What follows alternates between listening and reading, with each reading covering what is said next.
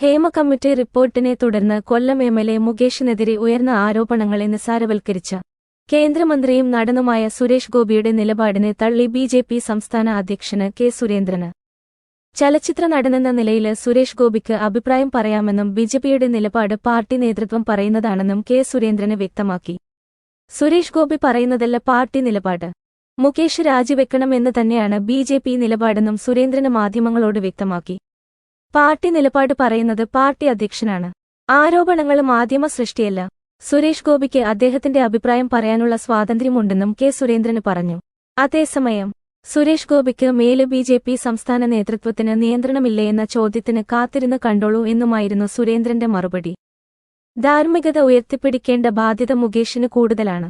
സർക്കാരിന്റെ ആത്മാർത്ഥതയാണ് കാണിക്കുന്നത്. ഇഷ്ടക്കാർക്ക് എന്തുമാകാമെന്ന സർക്കാർ നിലപാടാണ് മുകേഷിന്റെ ധാർഷ്ട്യത്തിന് അടിസ്ഥാനം. കൊല്ലം എംഎൽഎയുടെ രാജി എഴുതി വാങ്ങാൻ പിണറായി തയ്യാറാകണം. ചലച്ചിത്ര മേഖലയിലെ അനാശാസ്യ പ്രവണതകൾ കാണാതെ പോകരുത്. വരുന്നത് ഗുരുതരമായ ആരോപണമാണെന്നും സുരേന്ദ്രന് പറഞ്ഞു. വിവാദത്തില് മാധ്യമങ്ങൾക്കെതിരെയാണ് സുരേഷ് ഗോപി രംഗത്തുവന്നത്. മാധ്യമങ്ങൾക്കുള്ള ഒരു തീറ്റയാണ് ഉയർന്നുവരുന്ന ആരോപണങ്ങള്. നിങ്ങൾ അതുവച്ച് കാശുണ്ടാക്കിക്കോളൂ. ഒരു വലിയ സംവിധാനത്തെ നിങ്ങൾ തകിടം മറിക്കുകയാണ്.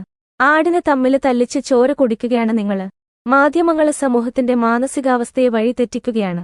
സുരേഷ് ഗോപി പറഞ്ഞു. ഒരു സ്വകാര്യ സന്ദർശനം കഴിഞ്ഞാണ് വരുന്നതെന്നും അമ്മ സംഘടനയുമായി ബന്ധപ്പെട്ട വിഷയങ്ങള് അമ്മ ഓഫീസിൽ നിന്നിറങ്ങുമ്പോൾ ചോദിക്കണമെന്നും സുരേഷ് ഗോപി ആവശ്യപ്പെട്ടു.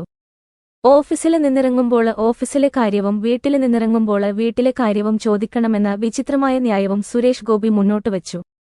കോടതിക്ക് ബുദ്ധിയും യുക്തിയുമുണ്ട്.